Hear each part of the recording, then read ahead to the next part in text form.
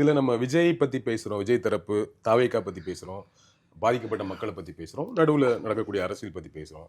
நம்ம ரொம்ப முக்கியமாக நான் யோசித்த விஷயம் என்னென்னா, மாவட்ட செயலாளர்கள் பொறுப்பாளர்கள் இருக்காங்களே தாவேக்கால ஒரு ஒரு ஒரு பெரிதும் அச்சத்திற்குரிய நிலையில் இருக்காங்களோன்னு தோணுது. ஏன்னா புஷி ஆனந்த் அவர்கள் இல்லை, தலைமறைவாக இருக்காரு. விஜய் அவர்கள் எல்லாரையும் கான்டாக்ட் பண்ணி பேசுவார் அப்படிங்கிறது தெரியல. தகவலாக வருது வீடியோக்களில் பேசிட்டு இருக்காருன்னு.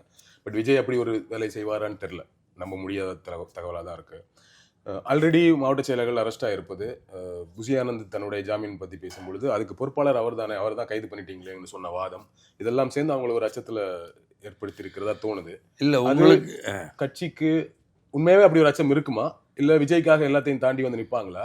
அப்படி அச்சம் இருந்தால் என்ன பாதிப்பு ஏற்படும்? இல்லை உங்களுக்கு எங்கேன்னு தோணுதுங்கிறது எனக்கு தெரியல.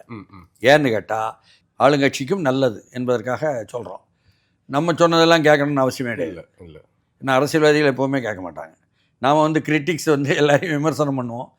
அரசியல்வாதிகள் கேட்கணும்னு நினச்சா அப்புறம் அப்படி அவங்க எப்படி அரசியல்வாதியாக இருக்க முடியும்? கரெக்ட். எந்த மாவட்டத்திலையும் கீழே இருக்கிற தொண்டர்களுக்கோ அல்லது ஆதரவாளர்களுக்கோ தங்கள் மாவட்ட செயலாளர் யாருன்னு தெரியாது.